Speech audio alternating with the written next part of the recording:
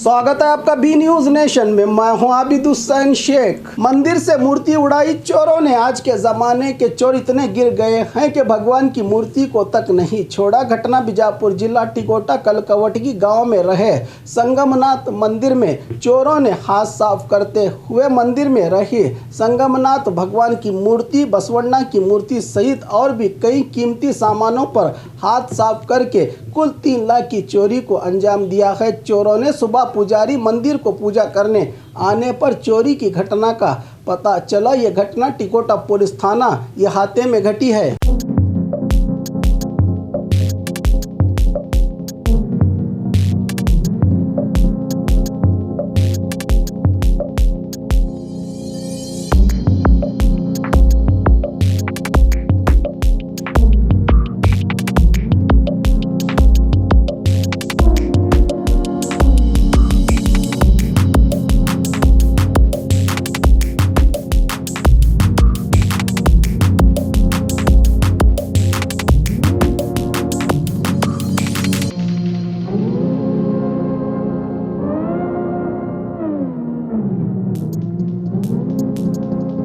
और खबरों के लिए देखते रहिए बी न्यूज नेशन।